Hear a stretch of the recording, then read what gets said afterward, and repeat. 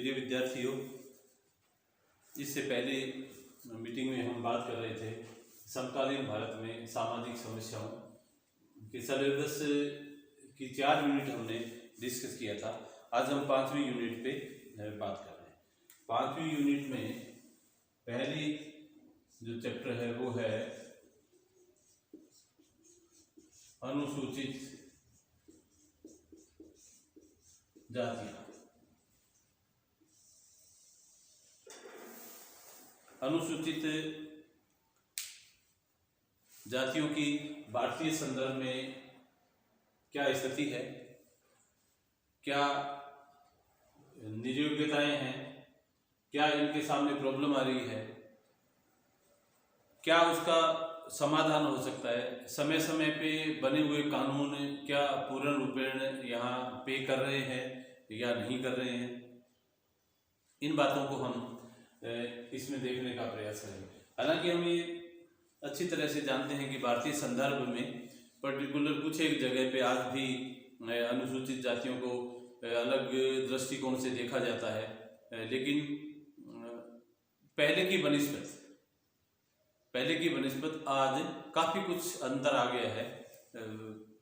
महसूस किया जाने लगा है भी अनुसूचित जातियों के बीच में जो एक भेदभावपूर्ण नीति थी उस नीति का अवमूलन लगभग हो चुका है, लेकिन फिर भी जो भारतीय संदर्भ में इनके सामने जो समस्याएं आ रही है उस समस्याओं को हम यहाँ चर्चा करना चाहेंगे। दूसरा नंबर है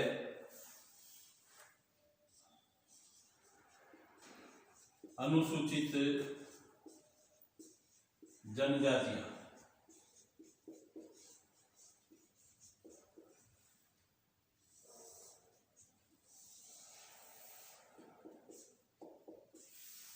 अनुसूचित जनजातियां, पहले मैं आपको जनजाति के संदर्भ में थोड़ा बताना चाहूँगा। हर आदमी की पिक्चर रहती है कि साहब वन में रहने वाले, कंदमूल खाकर अपना जीवन यापन करने वाले, कंदराओं में रहना, वो सब जनजातियां हैं। लेकिन उनकी अपनी संस्कृति थी, लेकिन संस्कृति दूसरी संस्कृतियों के मेल नहीं होने के कारण सभ्यता नहीं थी। अब धीरे धीरे क्या हुआ कि जनजातियां जो हैं वो भी सभ्य समाज के संपर्क में आने के बाद में उनमें एक निश्चित और नवीन प्रकार की सभ्यता का विकास हुआ है। मैं राजस्थान में खड़ा हूँ तो राजस्थान के संदर्भ में मैं बात करूँगा मीना, ग्रासिया, सहरिया, ढोलकिया, परवदी। हम और बाहर की बात करते हैं तो उड़ीसा के संथाल, ये सब जनजातियां हैं। राजस्थान में जनजातियों में भीलों का भी एक अलग से स्थान है।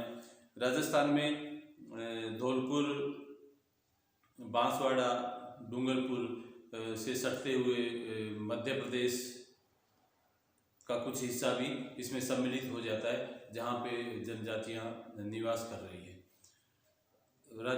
केंद्र सरकार ने संविधान में विशेष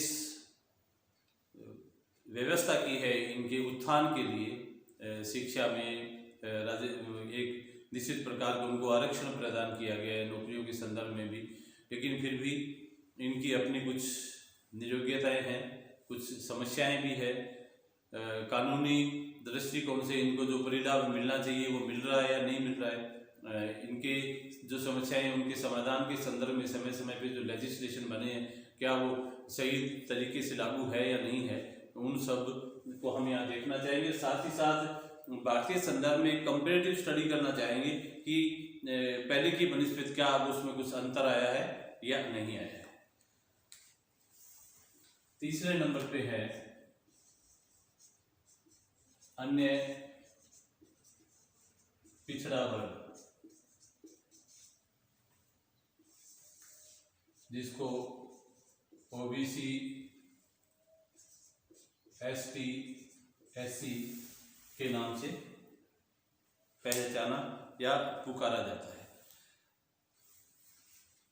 भारत में यह एक बड़ा समूह है। अन्य जो पिछड़ा वर्ग है यह एक बड़ा समूह है। इसमें भी बीच में अगाड़ी और पछाड़ी एक दो रूप बना दिए गए थे कि कुछ जातियां जो पहले आरक्षण में सम्मिलित कर ली गई, कुछ जातियों को बाद में आरक्षण में सम्मिलित किया गया। लेकिन वर्तमान में ओबीसी एक ही बड़ा वर्ग है जो पूरे भारत में काफ़ी संख्या में ये कह लीजिए आपकी बहुसंख्यक है। लेकिन जहाँ निरुद्योगिता की बात आती है, जहाँ आर्थिक दृष्टिकोण से विषमता की बात आती है, तो वो चीज़ यहाँ भी है, प्रॉब्लम यहाँ भी है। कानून इनके लिए भी अलग से बनाए गए हैं, लेजिस्लेशन अधिनियम अलग से बने हैं, क्या सही तरीके से लागू होते हैं, क्या गवर्नमेंट के द्वारा दी जाने वाली सुविधाओं का संपूर्ण लाभ मिल पाता है, सामाजिक स्तर के ऊपर इनको क्या हे दृष्टि से देखा जाता है या नहीं देखा जाता है, फिर देखा जाता है तो क्यों, तो समाधान क्या होंगे इनके, इन पे भी हम यहाँ पर चर्चा करना चाहेंगे। चौथे नंबर पे बात आती है अल्पसंख्यक।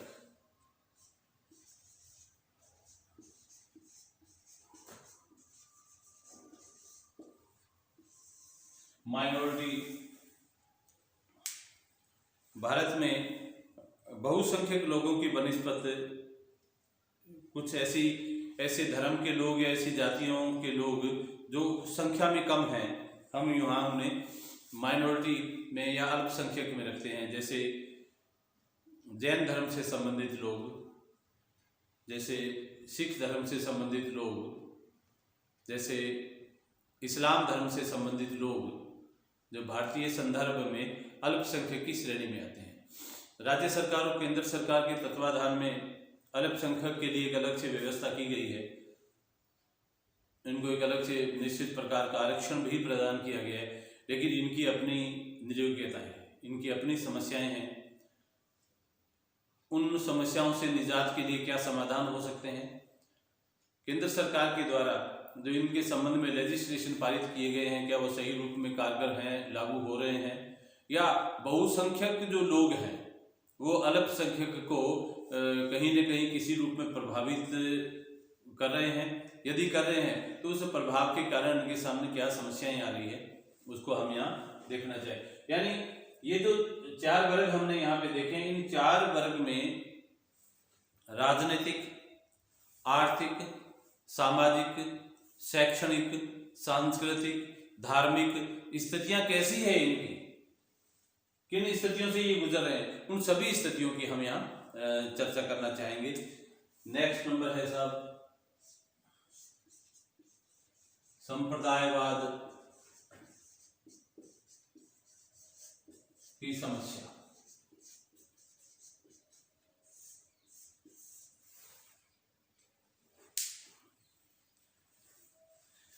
भारतीय संदर्भ में संप्रदायवाद की भी एक बड़ी समस्या है। हालांकि विगत कुछ वर्षों में हम इसे देख रहे हैं कि यह पहले की बजाय कम क्रियाशील है, लेकिन समय समय पर दो संप्रदायों के बीच में, दो धार्मिक पक्ष के लोगों के बीच में द्वंद्व हो जाना, एक निश्चित प्रकार का डायलेक्स होना, और वह द्वंद्व धीरे धीरे हिंसा का रूप ले लेता है।